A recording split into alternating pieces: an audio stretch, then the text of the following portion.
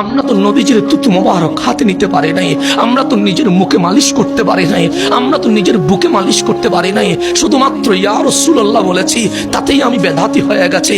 শুধুমাত্র নবীকে দাঁড়ায়া সালাম দিয়েছি, তাতেই আমাদের বন্ধু ফতোয়া দিয়েছে।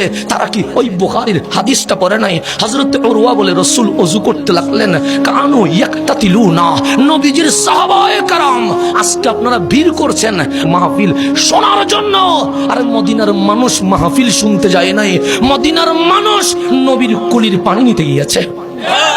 আপনি কোথায় যাবেন বন্ধু? সাহাবায়ে কেরাম ইয়াকতাতিলুনা, নবীর ওযুর পানি নেওয়ার জন্য প্রতিযোগিতা করছে।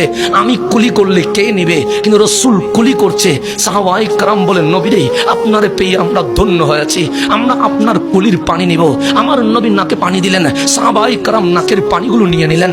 আমার নবী কদম মোবারক দ্রুত করলেন, সাহাবায়ে কেরাম নিয়ে নিলেন। হযরত উরওয়া বলছে, যারা সামনে ছিল ওরা নবীর ওযুর পানি মুখে বুকে পিঠে লাগাইলো, কিন্তু যারা দূরে ছিল ওরা তো পায় নাই। তো ওরা যারা পায় নাই ওদের কি হয়েছে? যে যারা পায় নাই ওরা সামনের দিকে এসে যারা পেয়েছে তাদের পিঠে মুখে বুকে চুমু দিয়া বলে, তুমি তো ধন্য হয়েছ, নবীর ওযুর পানি পেয়েছ। আমি যেহেতু পাই নাই, তোমার চুমা দিয়া নবীর ওযুর পানিটা একটু বরকত নিতে চায়। সাহাবায়ে কেরাম আমাদেরকে নবীর তাজিম শিখিয়ে দিয়ে গেছে।